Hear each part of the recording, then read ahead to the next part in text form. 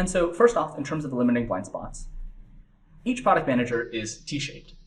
For those who don't know, when we say T-shaped, what we mean is assume that there is some x-axis. That x-axis is going to be all of your skills, and then the y-axis is basically the amount of mastery you have in any given skill.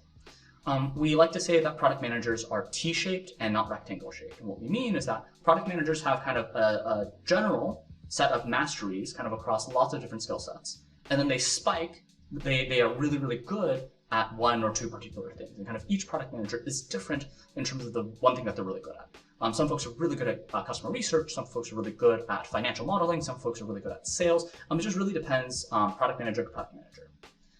But no matter what, kind of because we are all T-shaped, that means that we're going to be really strong in some areas, but we're just going to be naturally not as strong in some other areas. And so, as an example, right, most of us are not legal and compliance experts. Some of us don't have as much exposure to how to price a product. Some of us may not have been on the front lines before in terms of customer support. And so we will have these blind spots, and that's just part and parcel of being human.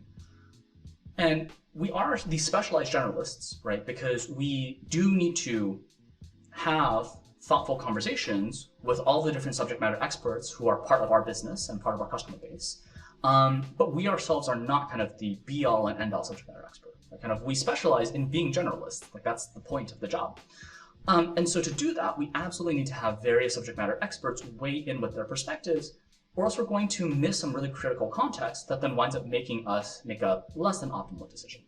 And so that's why it's so important for us to have debates. One of them is to make sure that we can eliminate blind spots. Another thing that we run into is that when we're trying to coordinate across multiple stakeholders, especially if it's like a vague or complex task or decision, information flows very poorly kind of the more people you add to the mix. And so kind of if you have a very small team, if you have only maybe 2 or 3 stakeholders, information typically flows pretty easily, pretty organically.